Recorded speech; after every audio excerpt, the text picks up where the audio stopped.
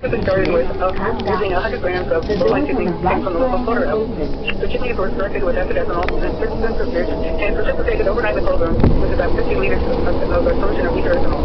The next day, the precipitate was dissolved in 2 liters of acetic acid and then applied to a 80-liter BioGel P60 column and fractionated. The 1 liter fraction were collected and lyophilized and muted all for further chromatography. And using this procedure, the glucose yield from one preparation yielded about 5 to 6 micrograms of purified TGF beta. And we call it TGF beta 1 now because we know there are multiple isoforms, but at that time it was just known as TGF beta. So to give you some idea of the size of the column stages by this purification, this slide shows the BioGel P60 columns that were used, and the pink arrow on the right shows the 55 gallon drum that was used in the collection period. So the assay for TGF beta involved the growth of normal red kidney cells, NRK cells, and cell target. So for this assay, aggregate was plated on a petri dish, and then to that was added a mixture of media, serum, NRK cells, ETF, and a portion of the sample. This was then allowed to incubate at 37 degrees with CO2 for 1 week, and then the place was stained, and the colonies were counted with an instrument called an Omicron image analysis system. And the typical analysis Omicron system is shown at the bottom of the slide. Now, the concept is if TGF beta is present in the sample, then colonies will grow and be counted. If no TGF beta is present in the sample, no colonies will be grown and no colonies will be counted. So, going through the purification, after the final HPLC purification, this slide shows a polyacrylamide gel of the samples that were run on it. And TGF beta migrates as a 25,000 molecular weight entity, shown by the arrow on the right, and samples in this case between 56 and 60. So, TGF beta was really born at the NCI, and Dr. Michael Warren and Meteorologist was credited as being the paragraph of it. So, following the purification of TGF beta, the amino acid sequence of TGF beta, now TGF beta 1 was determined, and TGF beta 1 was shown to initially exist as a pre-birth TGF beta entity consisting of 391 amino acids, having a signal peptide at the amino terminus, a middle section which was termed the latency associated peptide or LAP, and a mature TGF beta protein consisting of 112 amino acids at the T terminus.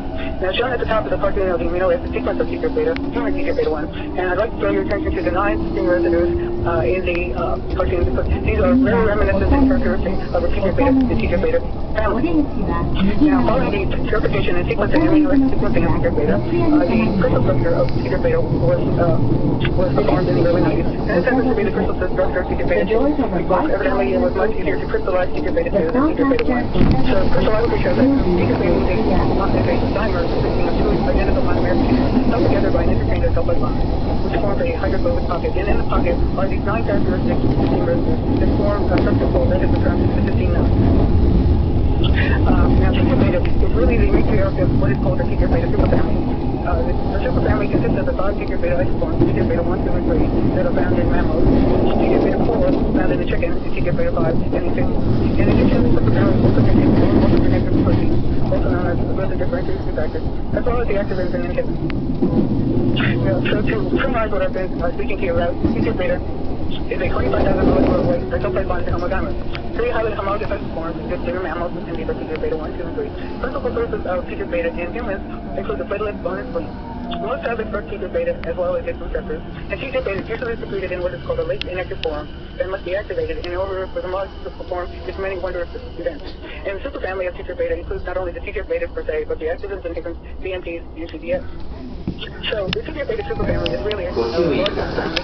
2番線の三田大輝すぐの発車です。ドアが閉まりますのでご注意ください。Reproduction, angiogenesis, aging, tissue repair and response to injury, metabolic regulation, and proliferative homeostasis. So with TGF beta being involved in so many important control mechanisms in the body, it's a dream for somebody to find a grant money Sunday night, and that's what they do. Okay. So the major biological responses regulated by TGF beta include a laundry list of it is able to inhibit proliferation as well as to regulate such important processes as apoptosis, differentiation, and immune cell function, as well as being able to stimulate the accumulation of extracellular matrix and promote endothelial factors in certain cell types. Now, throughout the years, a model for the TGF beta signaling pathway has been developed, and some of this is controversial and still in the making, but this is the present model.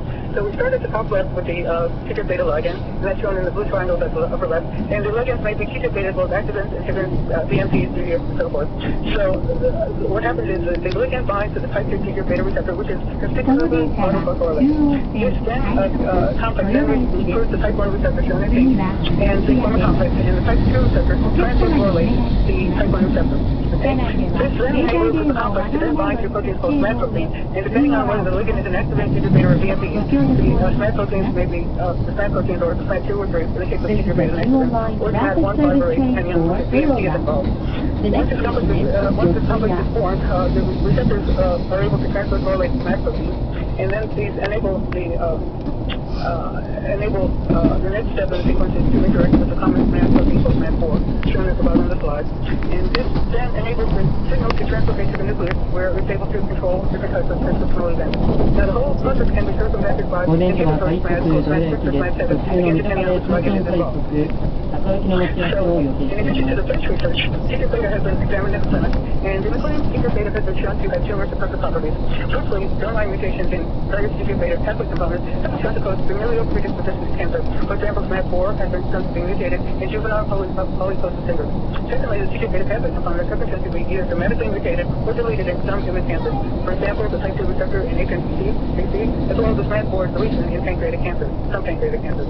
And thirdly, reduced expression of the TGF beta signaling pathway components or overexpression of endogenous pathway inhibitors as well have been associated with disease progression. And this has been characteristic by some diseases in which the type 1 and TGF beta receptor have been overexpressed, or the SMAD7 or the SMAD7 regulated T proteins have been shown to be overexpressed as well. Now, in addition to the tumor suppressor properties, TGF beta has also been shown to activate the so in this case, TGF beta 1 has been shown to be elevated in many advanced types of tumors and to be correlated with metastasis or poor prognosis. And the longest part of this list of tumor types. And shown in the lower right-hand corner is a histological staining of a prostatic adenocarcinoma stained for TGF beta 1. And you see the brown staining, TGF beta is at the interface between the tumor parenchyma and the microenvironment. So, what is TGF beta doing in carcinogenesis? Is it a hero, is it a tumor suppressor, or a villain, as a tumor promoter? Well, it turns out that it's a very complex story, and it turns out that TGF beta can be both. TGF beta can be a proximal effector of a malignant tumor phenotype. It can also act as a convolutive inhibitor, tumor suppressor, and it can be a pro-metastatic factor. Much of this is relegated to the context and the environment. So, a unified hypothesis has been developed over the many years, and it seems that general order that TGF beta can switch from being a tumor suppressor to a pro-oncogenic factor during cancer progression. And how does it do this? Well, in the normal epithelium, the tumor suppressor properties predominate over the pro-oncogenic activity of the small. But as changes occur in the genetic and epigenetic context, as tumorigenesis proceeds, TGF beta responsiveness goes down and evolves, and at the same time, expression and activation of TGF beta is increased. So, as tumorigenesis proceeds to metastasis, the pro-oncogenic activity tends to start to dominate over the tumor suppressor activity and increase with tumorigenesis and metastasis. So now I'm going to shift to, the story becomes a little more complex. And I just told you about the SMAD-dependent pathways for TGF beta. Well, it turns out that there are a number of different SMAD-independent pathways by which TGF beta can also operate. This includes the TAG-JUMP pathway, the RAS-MAP kinase pathway, the ROA pathway, and the protein phosphatase 2A pathway. The function of these different types of cells. So we became more interested in the RAS-MAP kinase pathway in our studies of lung tumorigenesis because the KRAS protein has been shown to be activationally mutated into at least 25 to 50% of tumor lung adenocarcinomas. It's been further shown that mutation in one allele of KRAS increases the appearance of tumor lung lesions. In addition, there's been shown to be added crosstalk to the SMAD-dependent pathway and the RAS signaling pathway, and activation of the RAS pathway can modulate the TGF beta signaling pathway through the SMAD protein. And finally, in vitro studies have shown that TGF beta